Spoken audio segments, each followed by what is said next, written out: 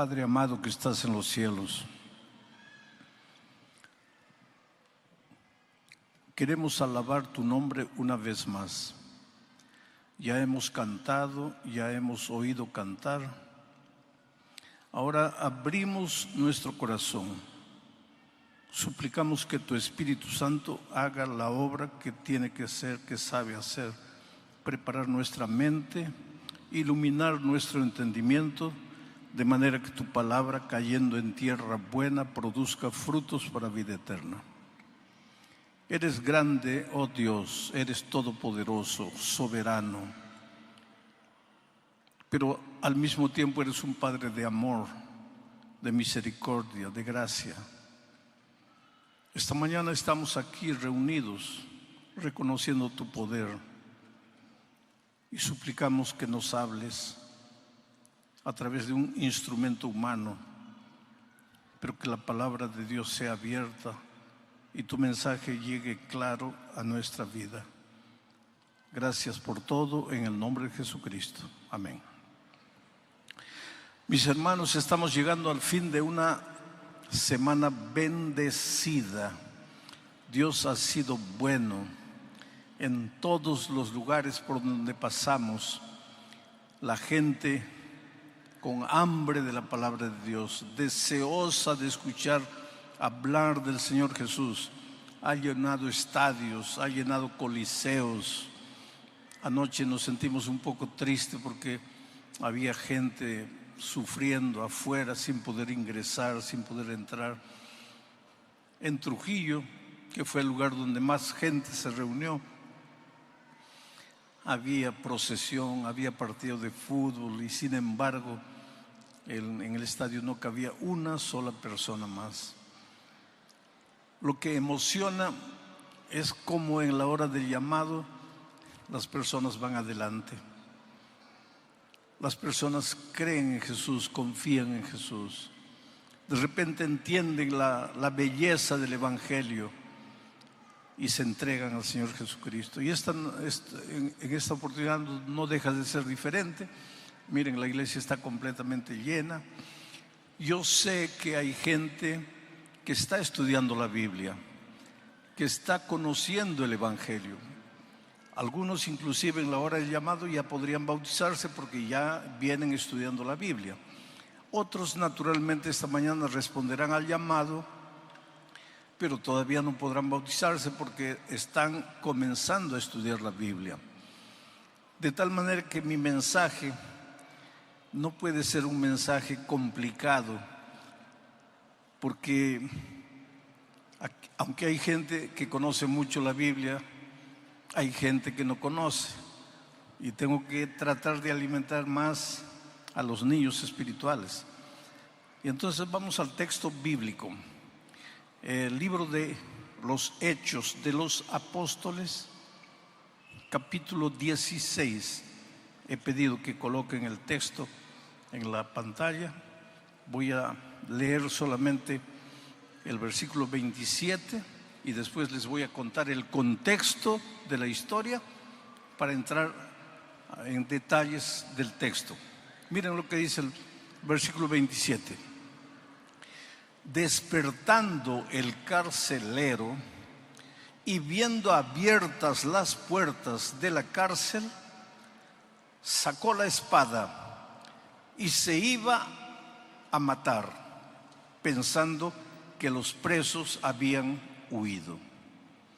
¿En qué circunstancias sucedió esto?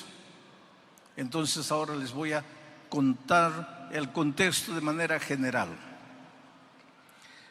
Pablo estaba en una ciudad llamada Troas cuando tuvo un sueño. Un ángel se le apareció en visión y le dijo: pasa a Macedonia y ayúdanos. Él estaba pensando retornar, pero al recibir este llamado divino, llegó a la ciudad de Neápolis. Hoy día es el puerto de Kavala. Llegó allí y más o menos a unos 25 kilómetros se encontraba la ciudad de Filipos. Dios fue muy bueno con Pablo y Silas en Filipos, pero sucede que ahí en la ciudad había una joven que era poseída por el demonio y que adivinaba cosas, la gente se impresionaba. Y había gente muy inteligente, muy hábil, muy así deseosa de ganar, que prácticamente lo había esclavizado. Esa gente cobraba dinero por la adivinación de esta joven. El dinero era para ellos, no para ella. Pero entonces esta mujer estaba perturbando a los apóstoles, y pues el poder de Dios es grande. Miren, quiero decirles una cosa. El enemigo es real. No es una imaginación. El diablo no es una idea. Es una persona. Fue un ángel extraordinario. Se rebeló, siguió su camino egoísta, se apartó de Dios. Pero él vive y engañó a la tercera parte de los ángeles. Y hoy día, ¿qué hacen esos tantos ángeles? Se disfrazan de una cosa, de platillo volador, se disfrazan de fantasma, se disfrazan de alma penada, de condenado, de lo que ustedes crean, pero viene a engañar, viene a seducir. Entonces con el enemigo no se juega. Ten un poco de respeto, no respeto en el sentido de reverencia, sino de temor. No entres por entrar al terreno del enemigo. Pero por otro lado, ten en cuenta que tu Dios es poderoso y que el enemigo no puede hacerte nada. No tengas miedo de atravesar por un cementerio a medianoche, porque ten miedo de los vivos, porque los muertos ya descansan. Su cuerpo está en la tierra, el soplo volvió a Dios. No hay alma penada, no hay fantasma. Todos esos son engaños que el diablo usa para seducir, para mentir, para torcer la vida de mucha gente inocente. En aquella ocasión, la mujer estaba perturbando el ministerio de Pablo y Silas, y pues con el poder de Dios, el diablo fue expulsado de la vida de esta joven. Y al ser expulsado, ella ya no podía adivinar. Y al no poder adivinar, pues ya no le servía a los que ganaban dinero con el trabajo de la niña. Entonces ellos fueron a las autoridades y se quejaron de Pablo y Silas, acusándolos de muchas cosas. Y fueron aprisionados. ¿Por hacer qué? Por predicar el evangelio. Y encargaron al carcelero colocarlo en la celda del fondo y amarrarlo bien con grillos. Y lo amenazaron al carcelero: si ese hombre huye, si esos dos hombres huyen, tú las vas a pagar. Y ahí estaban. Estoy contándoles el contexto. Era medianoche. Pablo y Silas con las espaldas sangrando, porque antes de colocarlos en la prisión los habían azotado, doliendo. Querido, hay una cosa. Mientras vivamos en esta tierra, mientras peregrinemos en este mundo, muchas veces nuestras espaldas van a sangrar. Muchas veces el dolor nos va a tocar, aunque estemos haciendo la voluntad de Dios. Yo diría más, justamente por hacer la voluntad de Dios, despiertas la ira del enemigo. Y a los que se van a bautizar les voy diciendo: prepárate, porque si tú crees que la vida cristiana es un mar de rosas donde todo te va a salir bien, no estás teniendo una visión correcta del evangelio.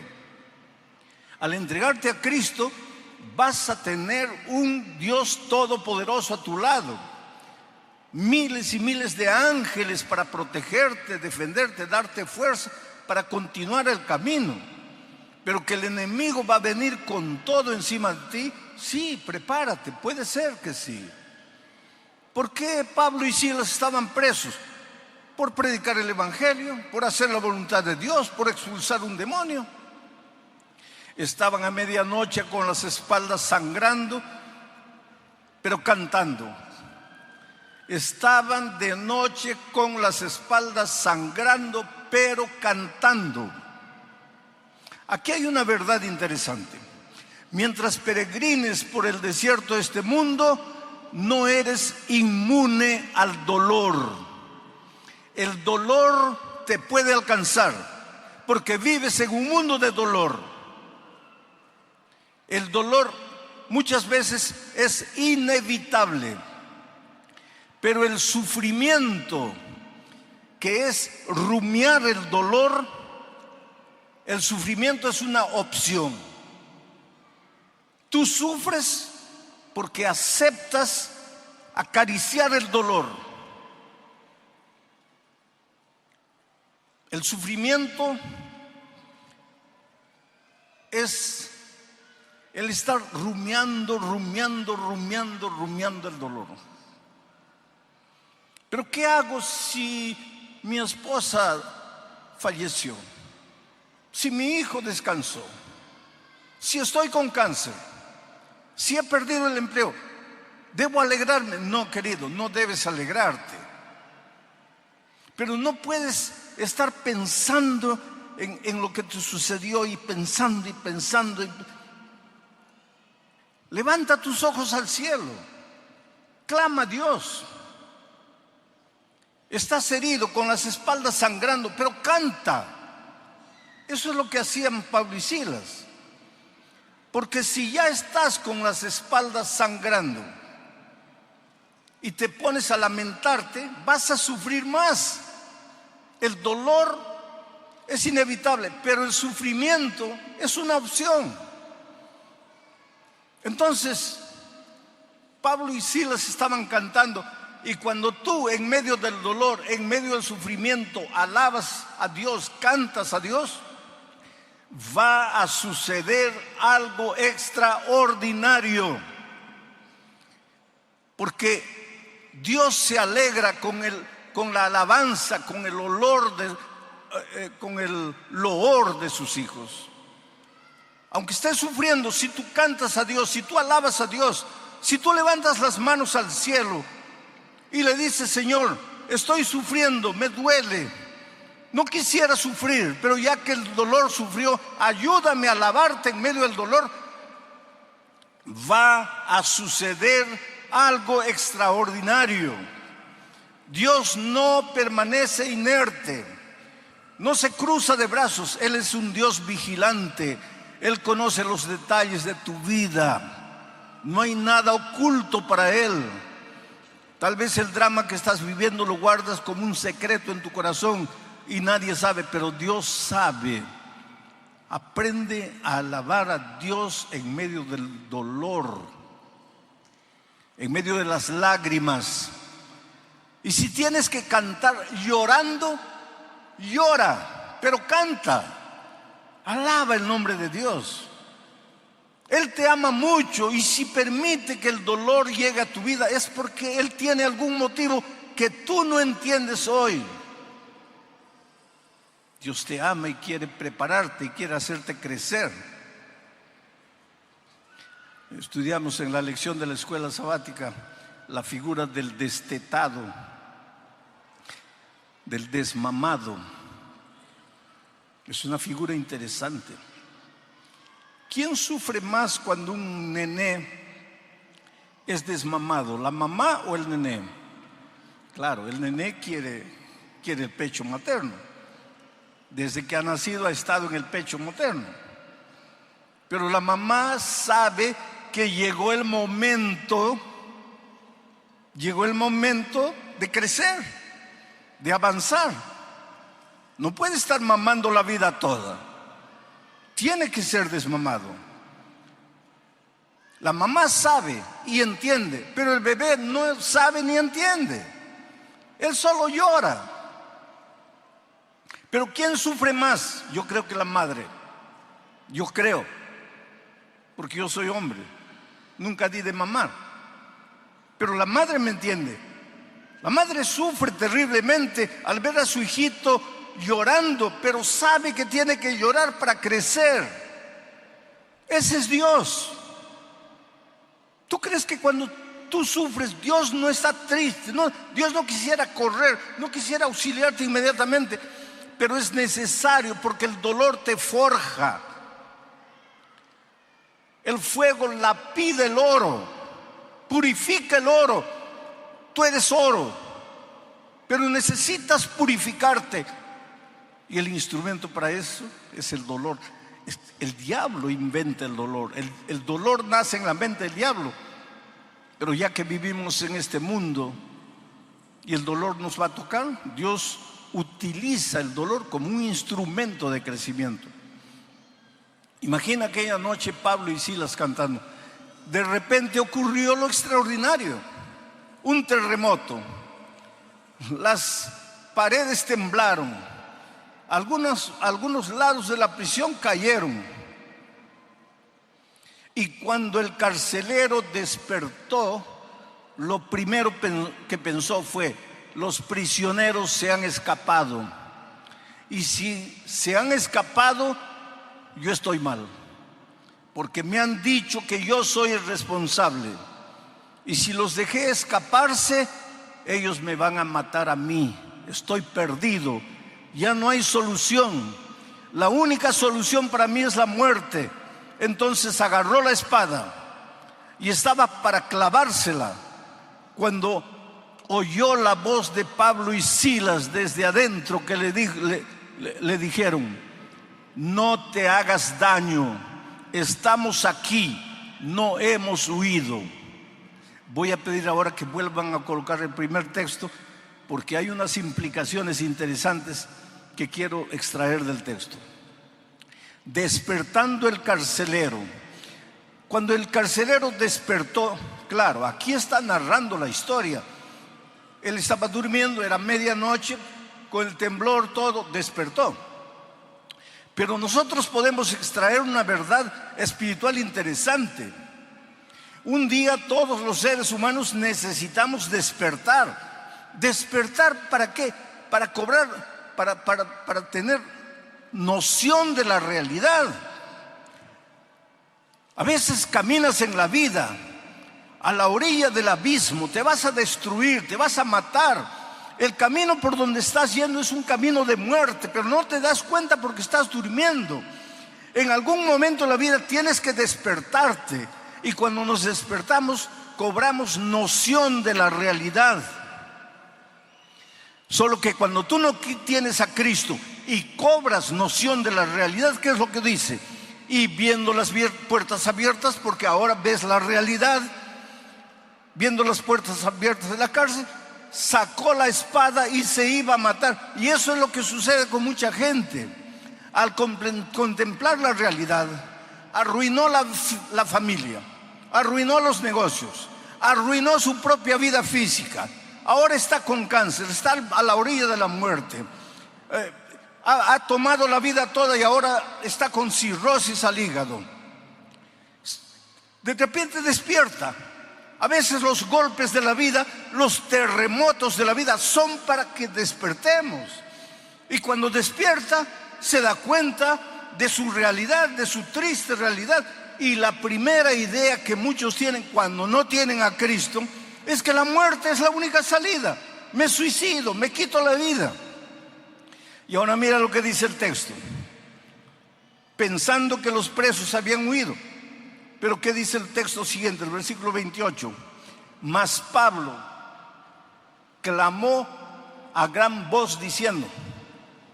Claro que él gritó desde el fondo, pero aquí hay otra verdad que nosotros podemos extraer.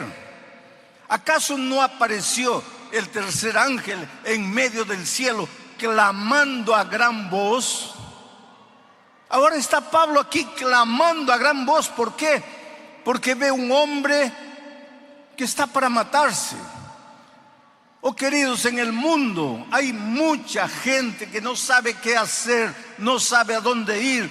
Piensa que la única salida es hundirse en el mundo de las drogas, o de la bebida, o de la promiscuidad, o matarse, quitarse la vida. Y nosotros somos los Pablos y Silas modernos. Nosotros somos representados por el tercer ángel para proclamar a voz en cuello, para gritar el evangelio en el buen sentido, porque hay gente muriendo, y eso hemos comprobado esta semana. Miles de personas entregándose a Cristo, miles de personas que algunas de ellas nunca quisieron saber nada de Jesucristo, escucharon la voz clara del Señor Jesús diciendo: hijo, yo te amo, y fueron y se entregaron al Señor Jesús. Sigo leyendo el texto, versículo 29. Él, el carcelero, al oír la voz de Pablo y Silas, él entonces, pidiendo luz. Claro, el texto es una cosa, yo estoy sacando lecciones espirituales. Él pidió luz porque estaba oscuro, escuchó la voz y quería ver si los prisioneros estaban ahí, por eso pidió luz. Pero estaría mucho forzando el texto si yo dijese que cuando los pecadores despiertan porque oyen la proclamación clara del evangelio, inmediatamente se dan cuenta que necesitan luz. Y la luz es la palabra de Dios. Lámpara es a mis pies tu palabra, lumbrera mi camino. Es la antorcha que alumbra en lugar oscuro. Entonces, no estoy forzando mucho el sentido del texto, aunque el texto es histórico, pero yo estoy sacando lecciones espirituales. Pidió luz y se precipitó adentro. Y cuando vio que los discípulos estaban ahí, temblando, se postró a los pies de Pablo y de Silas. Versículo 30. Y sacándolos les dijo: señores, ¿qué debo hacer para ser salvo? Ahora vamos a analizar esta pregunta.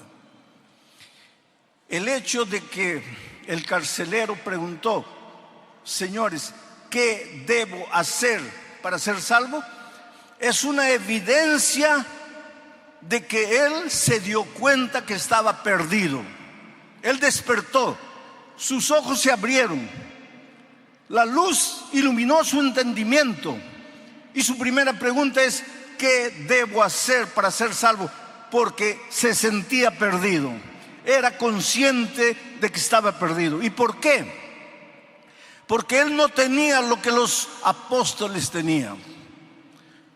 Porque él, delante de una situación, quiso matarse, mientras que los apóstoles, con las espaldas sangrando, delante de la condenación, alababan el nombre de Dios y cantaban. Entonces él debe haber pensado: ¿pero qué tienen ellos que son capaces de cantar en medio del dolor? ¿Y qué me falta a mí? Que con un simple terremoto ya quiero matarme. Lo cierto es que él se dio cuenta que los discípulos, los apóstoles, tenían algo que él no tenía. Miren la responsabilidad que Dios nos da. Cuando caminemos por la vida, las personas tienen que ver por nuestra manera de vivir, de ser, de hablar, de conducirnos. Tienen que entender que hay algo en nosotros que no es normal, no es humano, es de Dios. El carácter de Jesucristo tiene que reflejarse en nuestra vida de tal manera que seamos el evangelio andando, el evangelio caminando.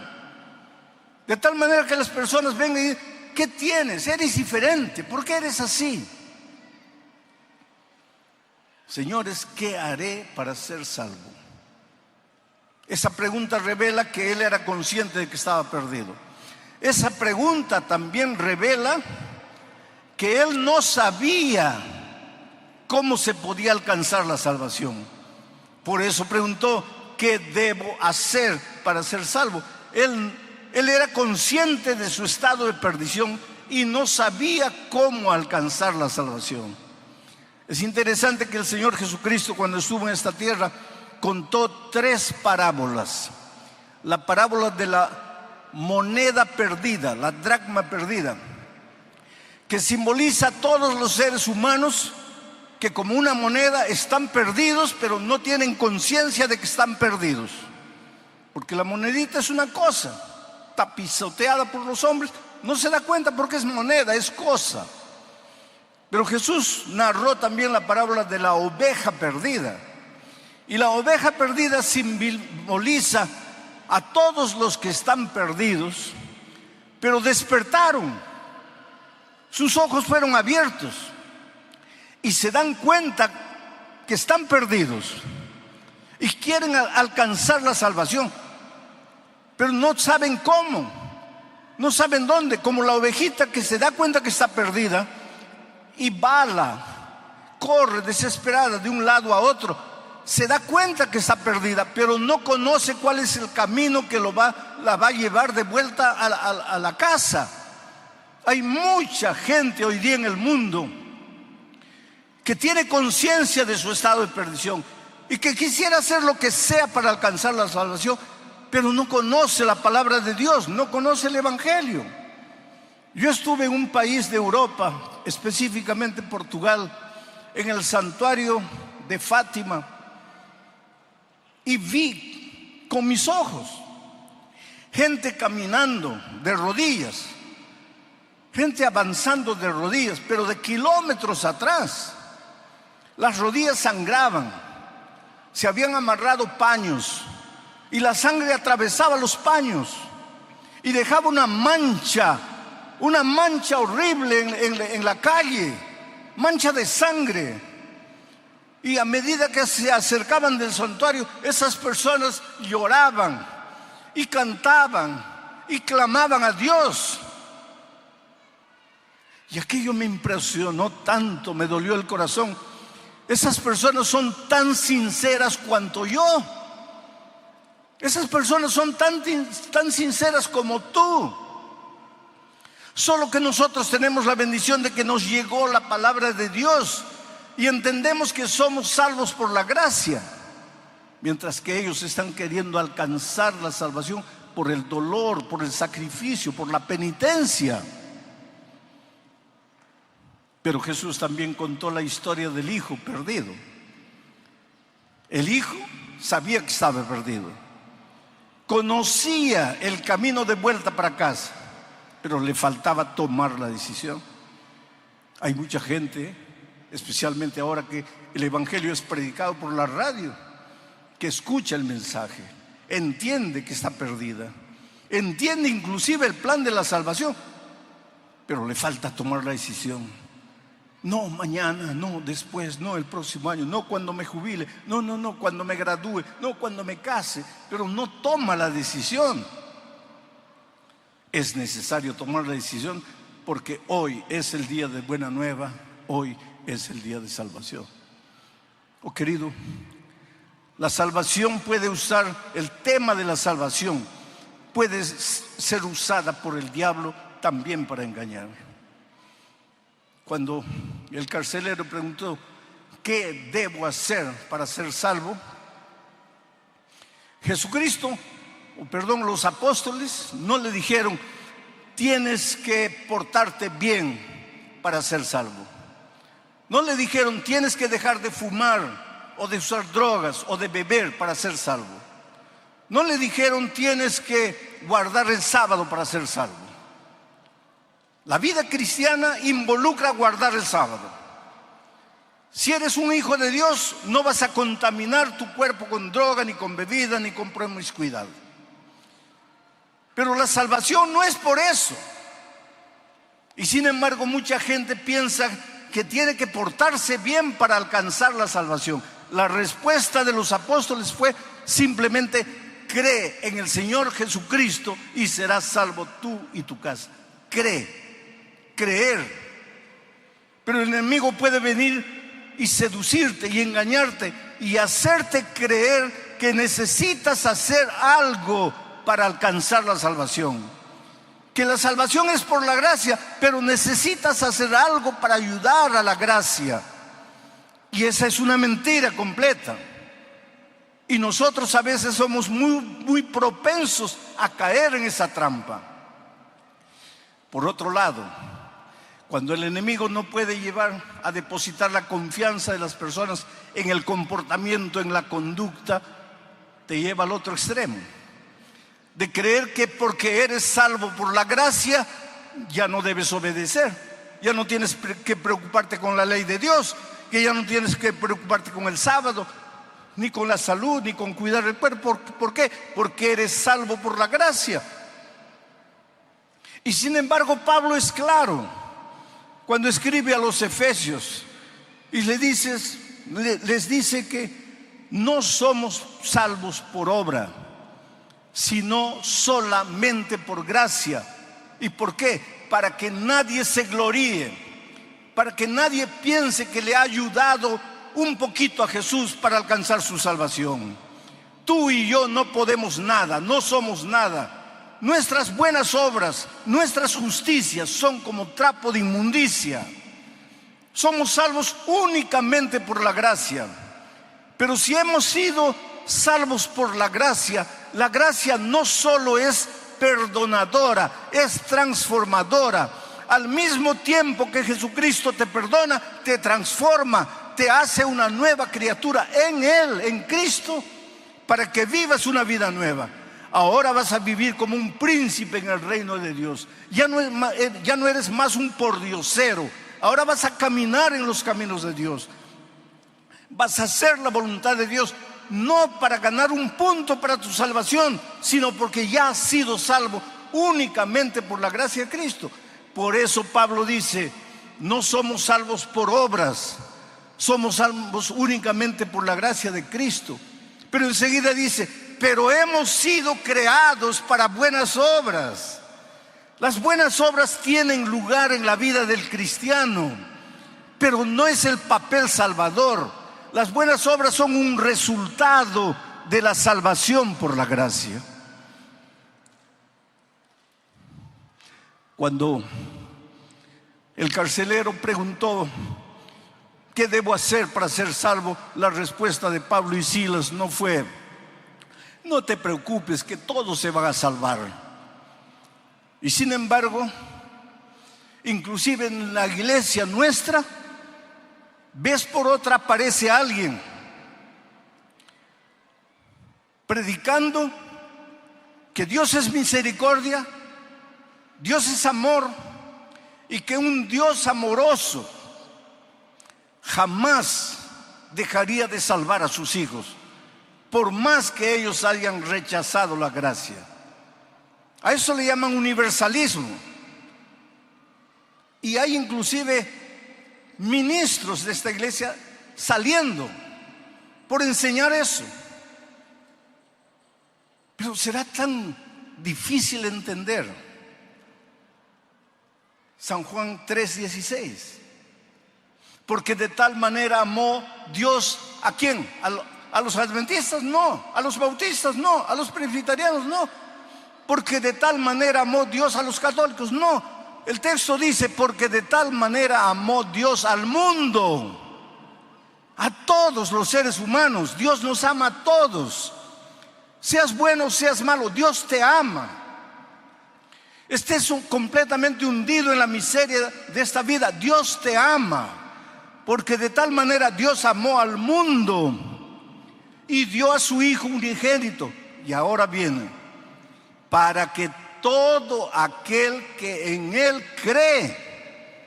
El amor de Dios es para todo el mundo, pero la salvación es únicamente para los que creen. Entonces no puedes salir diciendo que Dios es amor, Dios es misericordia, y va a salvar a todo el mundo. Por eso es que la Biblia es un libro de llamado. Desde el Génesis hasta el Apocalipsis, Dios está llamando, ven, ven, ven, ven. ¿Por qué? Porque si te vas a perder. Por eso es que Él toca la puerta de tu corazón invitándote. Oh querido, ¿cómo eres amado por Dios? Yo siempre digo que nunca voy a entender, nunca voy a poder explicar el amor de Dios. También sería un atrevimiento. ¿Cómo explicar el amor de Dios? Pero lo predico, lo proclamo, lo enseño.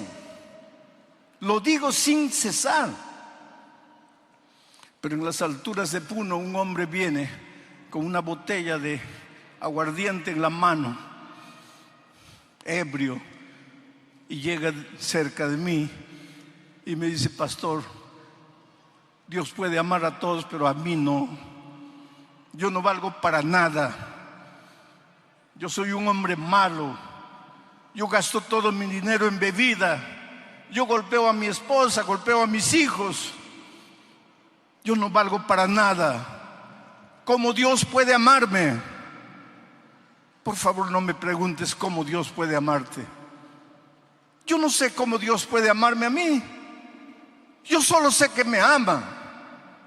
Y su amor me constriñe. Su amor me motiva. Su amor me transforma. Su amor me ayuda a caminar en sus caminos. No importa quién eres. No importa cómo vives o cómo has vivido hasta aquí. ¿Qué debes hacer para ser salvo? Cree en el Señor Jesucristo y serás salvo tú y tu casa. Ahora voy a terminar de leer el texto para entrar en la parte final de mi mensaje. El versículo 30 dice: y sacándolos, el carcelero a Pablo y Silas, sacándolos, les dijo: señores, ¿qué debo hacer para ser salvo? El versículo 31, ellos dijeron: cree en el Señor Jesucristo y serás salvo tú y tu casa. 32, y le hablaron la palabra del Señor a él y a todos los que estaban en su casa. 33, y él, tomándoles en aquella misma hora de la noche, les lavó las heridas y enseguida se bautizó él con todos los suyos. Qué final feliz. Sabes, yo tengo el mismo sueño que tú tienes, de ir un día al reino de los cielos. Y cuando esté ahí, me voy a acercar de un ángel y le voy a decir: ¿podrías mostrarme dónde es la casa del carcelero de Filipos? Y seguro que él me va a indicar: es por allá. Y voy a ir y voy a tocar su puerta. Y le voy a decir: mira, solo quería darte un abrazo. ¿Podrías contarme qué es lo que sucedió aquella noche en Filipos? ¿Podrías contarme qué pasó cuando despertaste y viste que las paredes habían caído? ¿Qué entró en tu corazón que quisiste matarte? Yo estoy seguro que en la eternidad tendremos todo el tiempo necesario para que Él me cuente la historia. Y yo le diré: sabes, no te conocía, apenas había leído tu historia en el libro de los Hechos, pero he predicado de ti en tantos lugares del mundo. Y al final de mi mensaje he hecho una invitación para que las personas vengan adelante entregándole la vida a Cristo. Y cientos de personas vinieron, porque tu testimonio, tú no tienes idea de cómo tu testimonio ayudó a miles de personas alrededor del mundo. Oh querido, Dios te ama y ahora llegó tu oportunidad. Ven a Jesucristo. Muchos de ustedes ya han tomado la decisión de bautizarse y han estudiado la Biblia. Y si estaban en el valle de la decisión, en este momento con toda seguridad el Espíritu de Dios está tocando tu corazón y te está diciendo: bautízate. Pero muchos de ustedes están recién conociendo la palabra de Dios y lógicamente no se van a bautizar, porque primero tienen que estudiar la palabra. ¿Recuerdas el texto que dice que Pablo les enseñó la palabra y entonces él y su familia se bautizaron? Yo voy a llamar a la niña que va a cantar, porque mientras ella canta, te voy a pedir que te levantes y vengas. Si quieres bautizarte hoy, o si simplemente quieres aceptar a Jesucristo como tu Salvador y expresarle tu deseo de continuar estudiando la palabra de Dios. En el nombre de Jesucristo, levántate y ven. ¿Quién es la primera persona? Miren, allá está un hombre caminando con fe.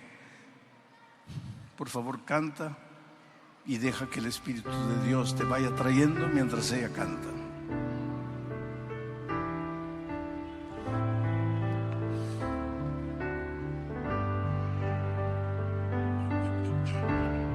Decisión, y fue bautizado junto con su familia después de estudiar la palabra de Dios. Vuelvo a repetir, algunos de ustedes están en condiciones de ser bautizados hoy, otros no, necesitan estudiar la palabra de Dios. Pero agradezco a Dios por tu decisión, por haberte levantado y haber venido. Todos nosotros un día tuvimos que tomar esta decisión. Yo la tomé y no me arrepiento. He visto tantas personas en tantos lugares del mundo tomar la decisión y no arrepentirse. A veces yo no hablo el idioma de la persona, él no habla mi idioma, pero la mirada es suficiente para decir la alegría, porque él se entregó a Jesús. Que Dios te bendiga ricamente. Sé muy feliz en la vida cristiana. Vamos a orar. Amado Padre que estás en los cielos, Señor, abre las ventanas de los cielos y haz llover lluvias de gracia y lava estas vidas, purifícalas.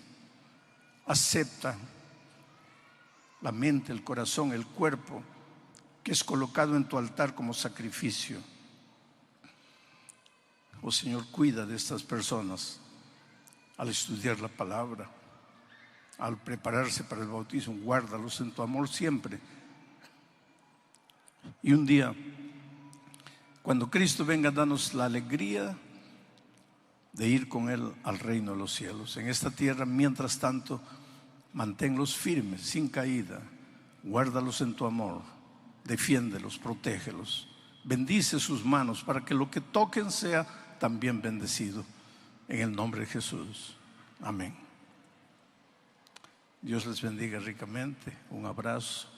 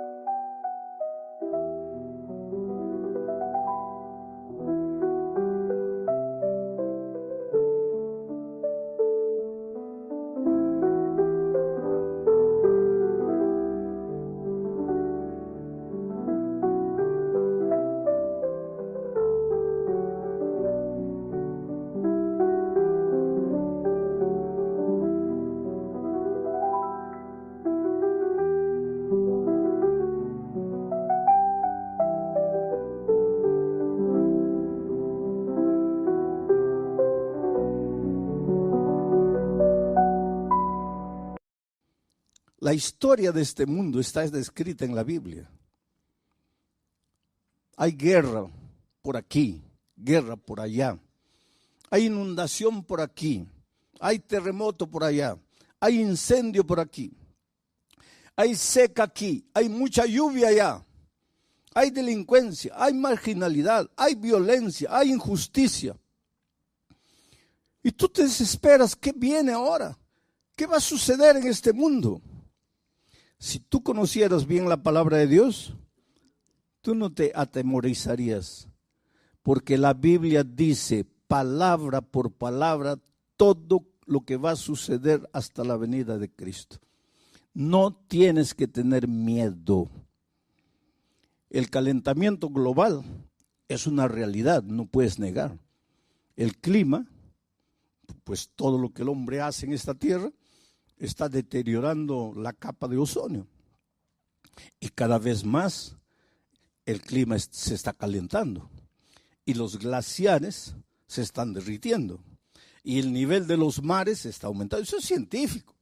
Eso no es imaginación enfermiza de alguien. Y hay mucha gente que dice para el año 2050, 60, las ciudades que están ubicadas a las orillas, a la orilla del mar, desaparecerán con el aumento del mar. Pero la Biblia dice que este mundo no va a ser acabado por las tonterías del propio hombre.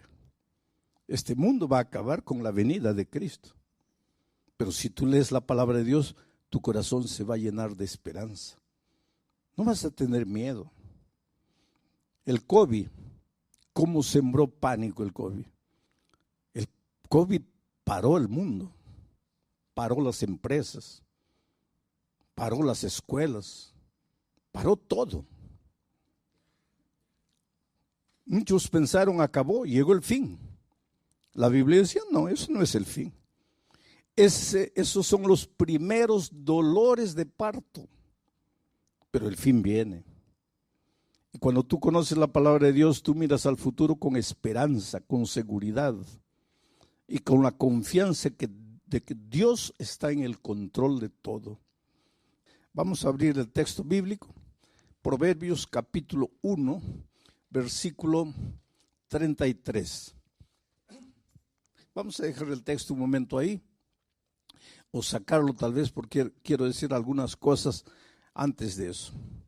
El libro de Proverbios es llamado también el libro de la sabiduría. Son consejos sabios de un hombre sabio que cometió imprudencias terribles cuando se separó de Dios.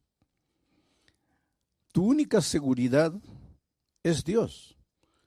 Si tú lo dejas, si tú lo abandonas, si tú sigues tus propias decisiones, tus propios caminos, te vas a meter en problemas, como Salomón. Cuando se separó de Dios, se metió en problemas terribles. Gracias a Dios, que si tú lees su historia, en la vejez se arrepintió y regresó a Dios.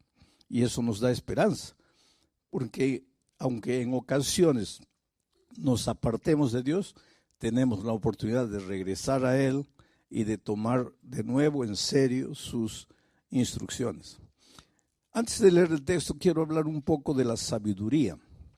Sabiduría no es conocimiento. El conocimiento te lo da la vida, te lo da la universidad, te lo da la experiencia. Pero eso es conocimiento, eso no es sabiduría. Sabiduría es saber usar el conocimiento. El conocimiento no te vale de nada si no tienes sabiduría. La sabiduría te ayuda a usar el conocimiento. El conocimiento en las manos de un hombre sabio, de una mujer sabia, es un instrumento poderoso para tu propia felicidad y para la felicidad de las personas que te rodean. Sabiduría podría ser llamada también de equilibrio, buen sentido común, prudencia. Es un don que Dios da. Y el apóstol Santiago dice, si alguien tiene falta de sabiduría, pídala a Dios, que Él te va a dar sabiduría. Hay muchos profesionales brillantes, excelentes, que no tienen sabiduría. Y toda la excelencia en la profesión no les sirve de nada, porque por falta de sabiduría lo arruinan todo. Para ser feliz en el matrimonio necesitas sabiduría. Para educar a los hijos necesitas sabiduría. Para que el dinero se multiplique en tus manos necesitas sabiduría. Para ser exitoso en cualquier área de la vida necesitas sabiduría. Y vuelvo a repetir, la universidad puede darte un título de conocimiento, pero no un título de sabiduría. Cuando alguien es nombrado gerente de la fábrica o presidente de la institución, no se le da sabiduría. Por lo tanto, el cargo no significa sabiduría. Hay gerentes, presidentes que no tienen sabiduría. Y hay gente simple que sí tiene sabiduría. ¿Por qué? Porque la sabiduría es un don que Dios da. Sabiduría es prestar atención, oído a los consejos divinos. Ahora, con ese contexto, vamos al texto bíblico. El texto dice así, mas el que me oyere, está hablando Dios, habitará confiadamente y vivirá tranquilo sin temor del mal. Ese más, ya les dije ayer que en la Biblia ninguna palabra está por estar. Cada palabra, inclusive cada coma, tiene un porqué. Hay que prestar atención a todo. Ese más, que quiere decir pero, que quiere decir sin embargo, nos da a entender que para comprender correctamente el texto, hay que leer los versículos anteriores. Y los versículos anteriores está hablando del dolor y de los sufrimientos de los hombres que no son sabios, de los que siguen sus instintos, de los que escogen su propio camino. Esos sufren, esos no tienen paz ni de día ni de noche, esos viven en permanente estado de ansiedad y de miedo. Mas, pero, sin embargo, el que me oyere, dice Dios, el que prestare atención a lo que yo voy a enseñar, ese habitará confiadamente y vivirá tranquilo, sin temor del mal. ¿Qué cosa es la ansiedad? La ansiedad tiene que ver con el miedo, pero no es miedo por lo que está sucediendo. Porque si, por ejemplo, viene un terremoto en este momento, es lógico que nos atemoricemos porque la tierra empieza a temblar. Pero eso no es ansiedad. Ansiedad es miedo por lo que todavía no ha sucedido. Es miedo por lo que tú imaginas que va a suceder. Es miedo por lo que no ha llegado. En otras palabras, es un miedo que no tiene sentido. Porque que la tierra tiemble en este momento y tratemos de protegernos, tiene sentido. Pero que la tierra no tiemble y yo comience a atemorizarme porque tal vez la tierra va a temblar un día. Ansiedad es eso. Miedo por lo que no ha pasado. Veo todas las estadísticas, los hogares se están separando, la gente ya no está llevando a serio el matrimonio y yo comienzo a tener ansiedad, miedo. Ay, ¿no será que mi matrimonio también se va a acabar? ¿Pero por qué? Porque las estadísticas dicen que los matrimonios están terminando. Yo voy a comenzar a tener miedo de algo que no ha sucedido. Y si ustedes se dan cuenta, en nuestra vida muchas veces nuestros temores no tienen fundamento. Nuestros temores se basan en suposiciones futuras, en lo que tal vez va a suceder. Entonces, ¿cuál es el consejo de Dios? Dice que si tú prestas oído a mi palabra, y aquí comienza el primer consejo, si me oyeres. Hoy día nosotros oímos a todo el mundo, ¿no? A través de las redes se inventaron los famosos fake news, ¿no? Le creemos a todo el mundo. Estás mal del hígado, cada uno te presenta un remedio, ¿no? Y pruebas uno, pruebas otro. Lo que tú no sabes es que el que coloca ese video ahí, él lo que quiere es jalar gente, porque cada persona que entra, que clica, le da algún centavito a él. Y hay gente que vive de eso. Y tú escuchas, pero nunca abres la palabra de Dios para escuchar lo que Dios dice. Le crees a todo el mundo, pero no le crees a la palabra de Dios, inclusive porque no la conoces. La palabra de Dios no falla. Dice, la hierba se seca, la flor se marchita, pero la palabra de Dios permanece para siempre. ¿Te acuerdas? Antes de 1492, la gente pensaba que la tierra era plana.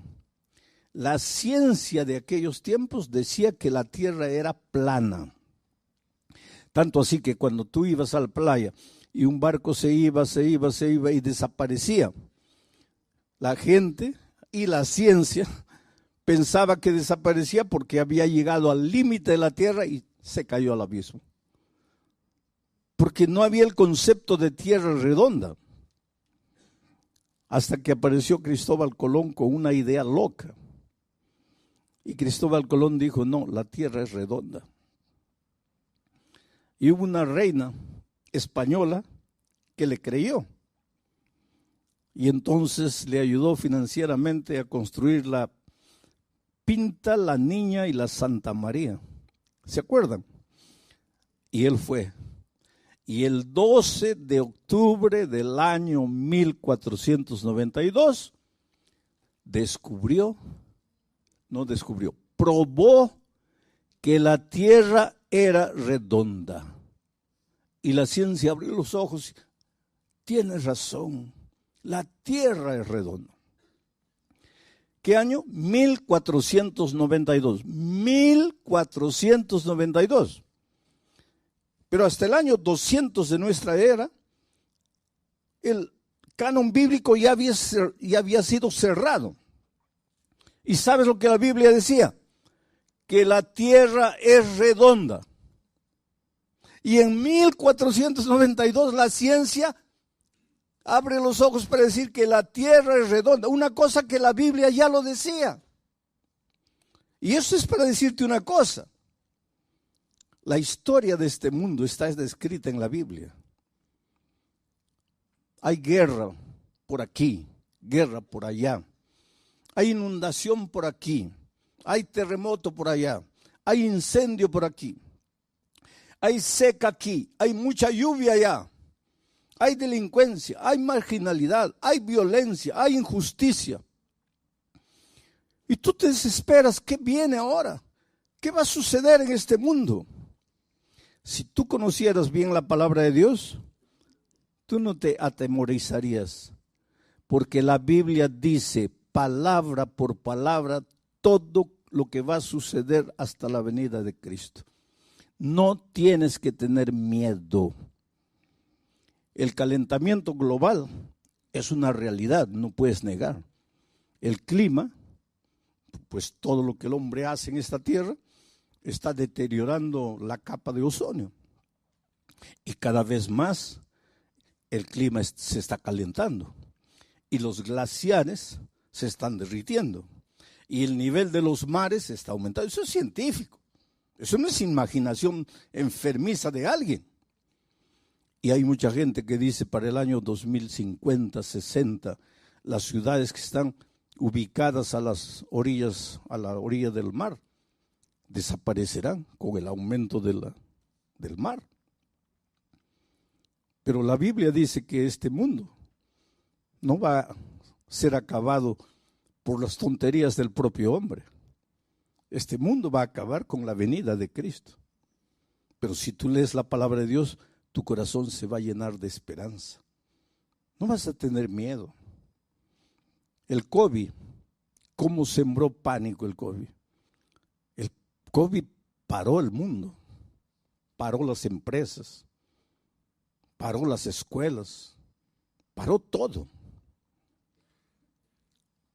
Muchos pensaron, acabó, llegó el fin. La Biblia decía, no, eso no es el fin. Esos son los primeros dolores de parto, pero el fin viene. Y cuando tú conoces la palabra de Dios, tú miras al futuro con esperanza, con seguridad y con la confianza de que Dios está en el control de todo. Y Dios te ama y Dios está en el control de tu vida. Y si yo hubiera muerto con el COVID, yo siempre me preguntaba, porque yo siempre predico, enseño y digo que los cristianos no tenemos que tener miedo de la muerte. ¿Por qué? Porque de acuerdo con la Biblia, los cristianos no morimos, dormimos, reposamos, descansamos para despertar con la segunda venida de Cristo. Eso es lo que la palabra de Dios dice. La palabra de Dios no dice que cuando mueres tu espíritu sale vagando por ahí para reencarnarse. Los seres humanos pueden decir lo que quieran, pero eso no dice la Biblia. La Biblia dice que cuando el hombre muere, su cuerpo vuelve al polvo como era y el soplo de vida vuelve a Dios y se acabó. Estás durmiendo hasta la venida de Cristo. Entonces, ¿y si yo hubiera muerto con el COVID? Como yo siempre dije que no hay que tener miedo de la muerte, pero siempre cuando estaba solo me preguntaba, sí, es fácil decir no hay que tener miedo a la muerte porque estás con salud, con vida, pero ¿cómo será el día que llegue la hora en que vas a morir? Y me llegó la hora, porque los médicos dijeron, ya no hay salida.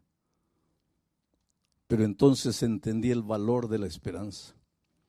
Tú sabes que al inicio, porque yo estuve 45 días y 3 semanas de esos 45 días en la unidad de tratamiento intensivo y 48 horas ya inconsciente. Cuando yo al inicio yo le pedí a Dios, lógico como todos, Señor, mire, yo vine aquí a este país a predicar tu palabra y por favor pues restaura mi salud, tengo que terminar el trabajo porque no lo había concluido todavía. Señor, levántame, cúrame, sáname, tú eres Dios de milagros. Pero cuando fui empeorando,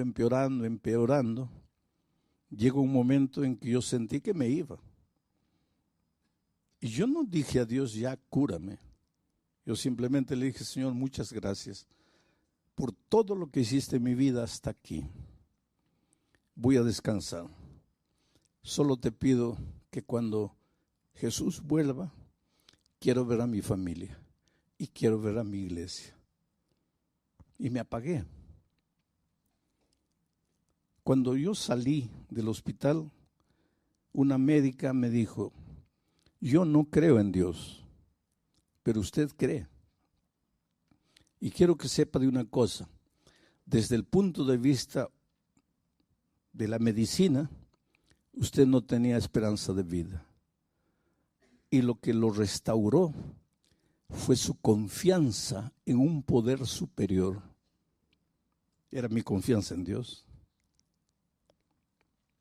Y si hubiera descansado, pues nos hubiéramos abrazado el día de la resurrección, cuando Cristo vuelva.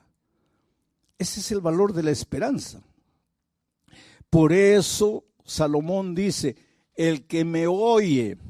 ¿Y cómo oyes a Dios? A través de su palabra, a través del sermón de esta noche. Estás oyendo la palabra de Dios, porque yo no te estoy diciendo mis ideas, te estoy diciendo lo que el texto bíblico dice. El que me oyere, ese habitará confiado. ¿Qué cosa significa habitar confiado. Estar tranquilo. No quiere decir acostarte en la cama esperando que las bendiciones te caigan del cielo. No, no, no. Pero vas a vivir sin ansiedad.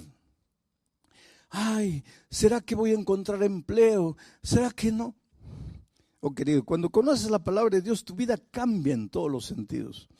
Porque un día Dios le dijo a Abraham: sal de tu tierra, de tu parentela, de la casa de tus padres, vete a una tierra que yo te mostraré.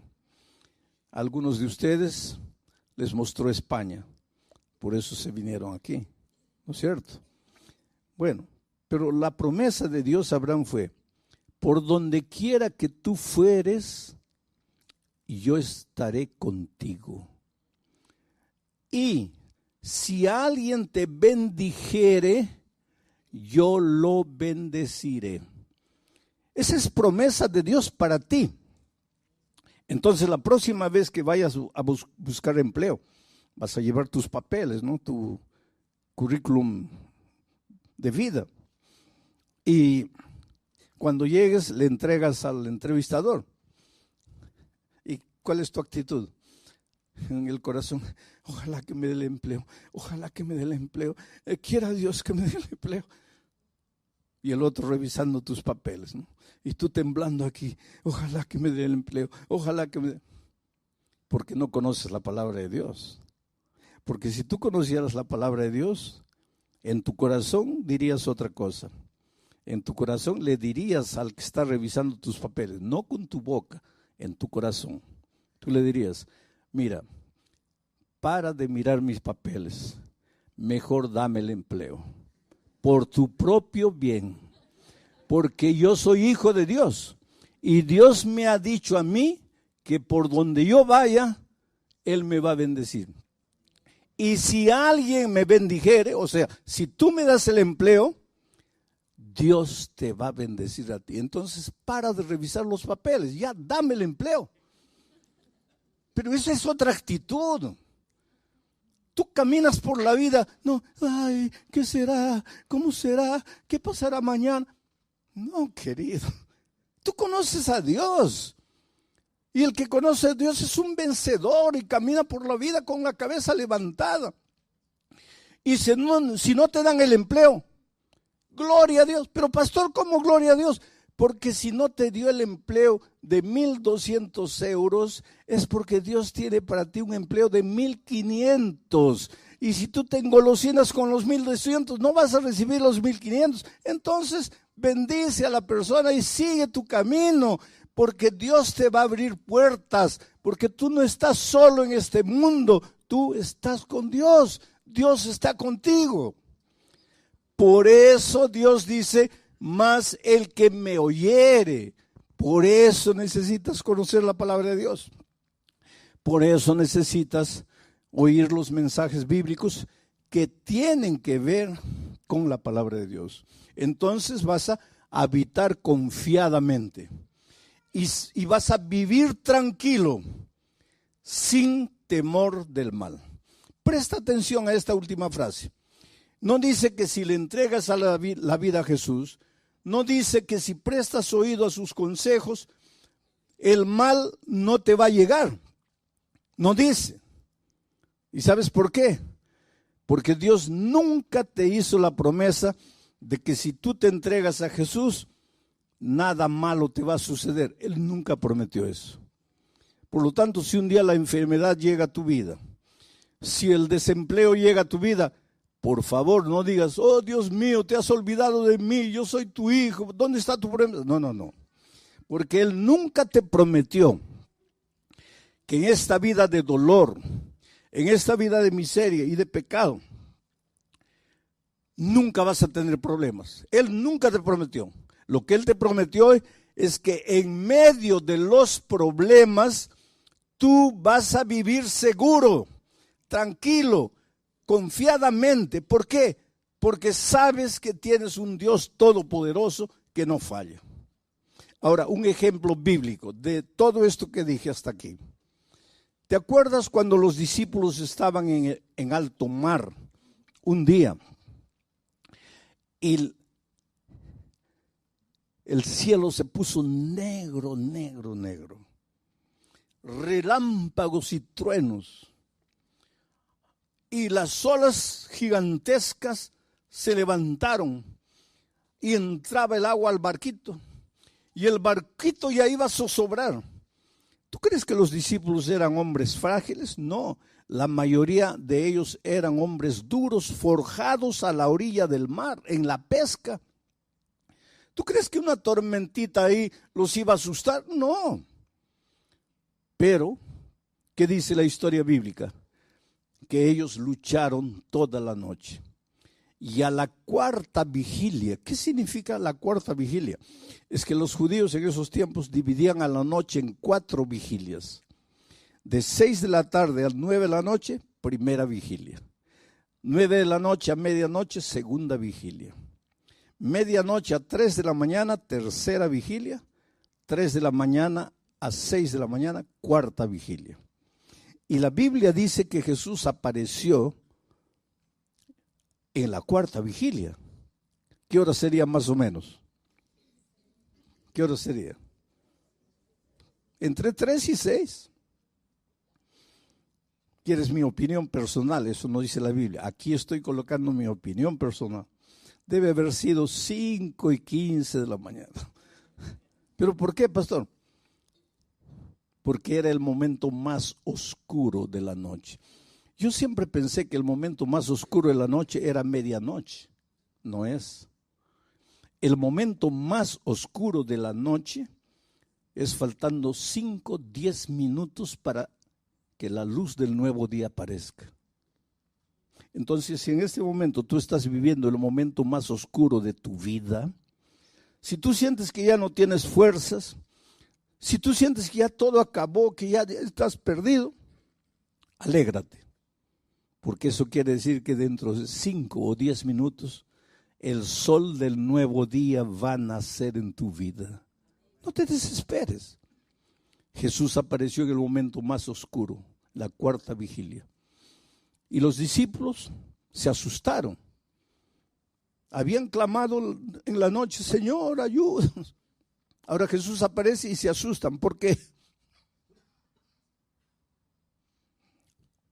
Porque Jesús no apareció como ellos esperaban que apareciese. Y aquí hay una lección valiosa, querido. Muchas veces las respuestas divinas no son o no llegan a tu vida como tú quisieras que lleguen. ¿Cómo esperaban esos discípulos a Jesús?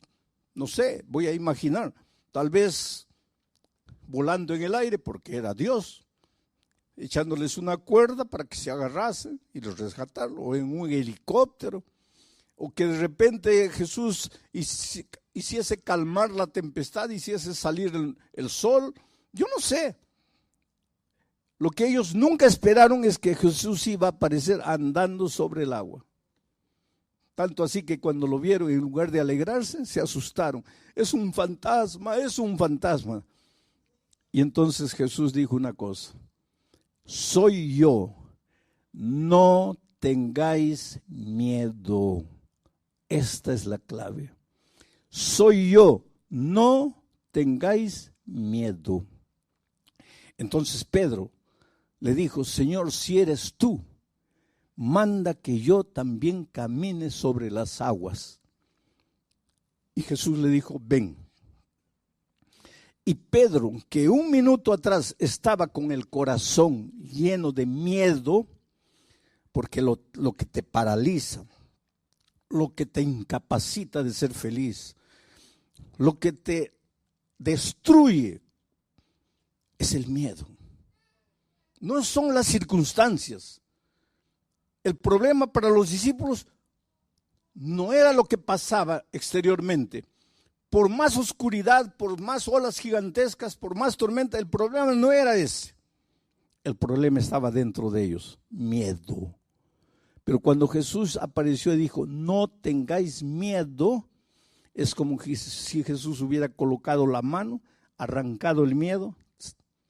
Y ahora Pedro, sin miedo, es capaz de sacar el pie del barco y pisar el agua y caminar sobre el agua.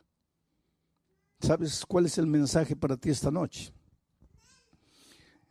Que enfrentas dificultades en la vida, no voy a negar. Y cada uno de ustedes sabe las luchas que enfrenta. En la vida familiar, en la vida profesional, en la vida personal. Pero cada uno de nosotros se enfrenta a alguna lucha. Y tú piensas que tu problema, no, mi problema es la esposa, no es el esposo, es el hijo, es el patrón, es el jefe. No, querido. Tu problema está aquí en el corazón. Es el temor, es el miedo. ¿Y qué sucede cuando vas a Jesús? Calma la tempestad, hace brillar el sol. No. Saca el miedo. Y ahora sin miedo, tú eres capaz de andar por encima de las aguas en medio de la noche oscura. Todos quisiéramos que Dios hiciese brillar el sol a medianoche para nosotros. Esos son milagros. Y Dios es capaz de hacer milagros. Y los hace. Pero todos quisiéramos milagros. Pero el más grande milagro que Dios hace es curarte por dentro. Porque el mejor instrumento para resolver tus problemas eres tú mismo, pero curado del miedo. Ahora, tú con tu corazón lleno de ansiedad, lleno de temor, esperando un milagro, nada va a cambiar. Jesús no viene para colocar un adhesivo encima de la llaga. Jesús viene para limpiar la llaga de verdad y colocar mertiolate o alcohol. Y tú gritas de dolor. Tú preferirías un band-aid. Jesús no coloca band-aids. Jesús cura de verdad. Aunque la curación de Jesús te duela y te haga llorar, pero te va a curar de verdad. Y esta noche tú puedes volver a la casa feliz. Mira otra promesa más del Señor Jesucristo en el siguiente texto. Estas cosas, dice Jesús, os he hablado. ¿A través de qué? De esta palabra. Estas cosas os he hablado para que en mí tengáis paz. En el mundo donde trabajas, en tu barrio, en la lucha diaria, tendrás aflicción. Pero no tengas miedo. Confiad. Yo he vencido al mundo. En este mundo vas a encontrar dificultades, pero no tengas miedo, porque si estás conmigo, tu corazón va a estar lleno de paz. Y con tu corazón lleno de paz, nada va a ser capaz de destruirte. Que venga la noche oscura, que vengan las tormentas, los truenos, los relámpagos, las olas. Con Cristo tú eres capaz de caminar por encima del mar. Y esto no es teoría. Esto es vida práctica. Porque yo he encontrado gente destruida. Estaba una vez en Santa Cruz de la Sierra, Bolivia. Y como todas las noches hago una invitación. Y dije, la primera noche, ¿cuántos quieren aceptar a Jesús como su Salvador? Y no terminé de hablar. Un borrachito se levantó allá atrás y vino tambaleando, completamente ebrio. Vino tambaleando. De tal manera que el público se reía. Porque todos imaginaban ese pobre hombre embriagado, no sabe ni lo que está haciendo. Pero él venía y llegó aquí. Cabello largo, olía mal. Porque cuando las otras personas llegaron cerca, muchos respondieron, algunos discretamente se comenzaron a apartar porque no podían soportar el olor. Evidentemente no se bañaba, era un hombre de la calle, un ebrio. Vino ahí. La segunda noche yo, cuando llegó el momento de la invitación final, dije, esta noche voy a pedir que se levanten los que no se han levantado las otras noches. ¿Quién es la primera persona que quisiera levantarse? Y el ebrio aparece ahí de nuevo. Y ahora el público se rió con más ganas, porque lógicamente eso está tan ebrio el pobre que no ha entendido que si te levantaste anoche ya no te levantes hoy. Pero él llegó ahí llorando y mucha gente vino. La tercera noche dije, Los que han venido las otras noches, adelante, ya no vengan. Esta es una invitación para quien no se ha levantado las otras noches. Y yo en mi corazón pensé, ahorita aparece el ebrio de nuevo. ¿Quién es la primera persona? Y el ebrio no apareció. Y la siguiente noche no apareció. Y la otra noche no apareció. Y yo pensé, bueno, ya no vino más. El viernes en la noche hice un llamado para el bautismo. ¿Por qué una persona se bautiza? Porque cuando te bautizas, eres sepultado en las aguas. Allí muere el viejo hombre y el que sale de las aguas es un hombre completamente nuevo. Has nacido en Cristo. Entonces el bautismo no es una ceremonia, es un pacto de fidelidad con Cristo. Y muchos se bautizaron. Pero cuando hice el llamado para el bautismo, la primera persona que se levantó y vino fue un hombre que tenía una Biblia así en el pecho. Vino aquí adelante, estaba con una camisa blanca, un pantalón jeans, bien cortadito el cabello, se notaba que se había echado gomina, ¿se acuerdan de eso? Que se echaba en el cabello, bien peinadito, y lloraba, lloraba y lloraba. Yo lo miré y le dije, espera, yo te conozco. Tú no eres la persona que se levantó las primeras noches. Y él me miró así, dice, sí, pastor, yo soy. Y en mi corazón yo sentí una emoción tan grande, porque ya no era ni la sombra del hombre que se levantó las 2 primeras noches. Bueno, comenzó la ceremonia bautismal, yo estaba allá atrás y lo veo a él llorando. Le digo, ¿qué fue? ¿Qué te hicieron? Y él me dice, yo quería bautizarme, pero no aceptan mi bautismo, porque dicen que si el domingo y el lunes yo estaba borracho, ¿cómo me van a bautizar hoy día? Y yo entiendo, porque nadie puede confiar en mí. ¿Cómo van a confiar? Yo realmente al inicio de la semana era un pobre ebrio, pero nadie conoce mi historia. Y cuéntame tu historia. Y él me dice, cuando yo tenía 21 años me casé. Yo era ingeniero de minas. Trabajaba en una mineradora grande aquí en el país. Me casé, fui de luna de miel. Y cuando estábamos regresando, dormité en el volante. Salí de la carretera. Caí a un abismo. Mi esposa murió. Y yo salí vivo. Nunca me perdoné. Yo maté a mi esposa. En ese accidente quien tenía que morir era yo, no era ella, porque yo conducí el carro. Quien dormitó en el volante fui yo. Quien tenía que morir era yo. Mi vida se acabó. Me entregué a la borrachera. Yo no conocía a Dios, no conocía nada. La borrachera. Bebida. En poco tiempo perdí el empleo, perdí todo. En poco tiempo ya estaba en la calle viviendo como un mendigo. 30 años, pastor, bebiendo todos los días, pidiendo limosna para beber. Y el domingo yo no entré aquí por causa de la predicación.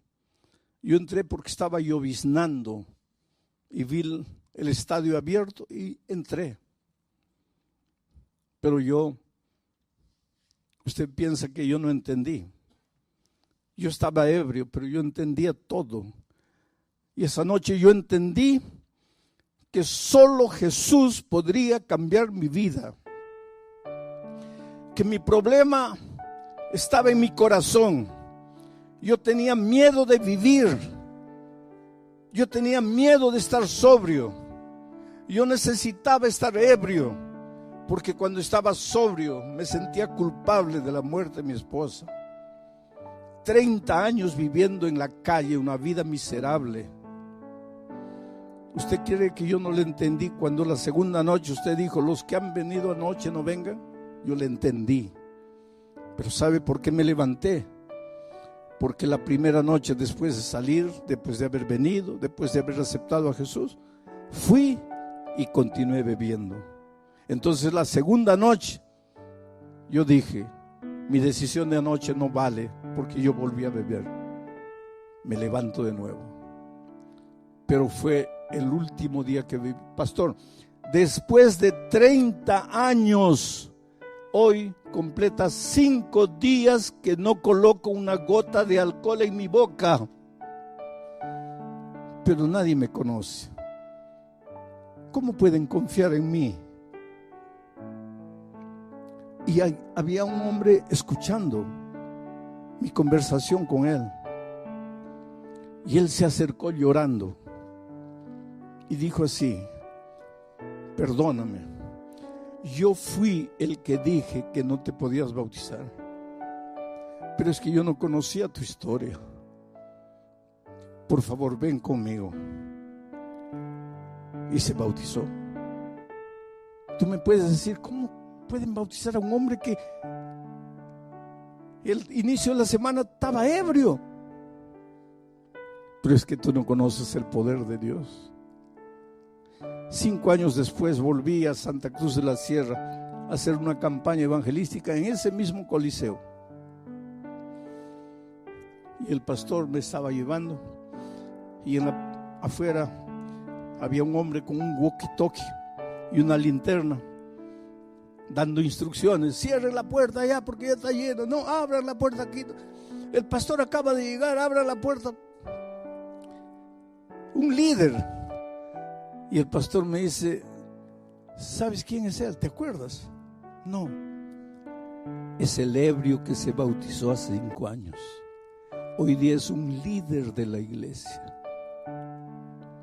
Eso es lo que Dios hace.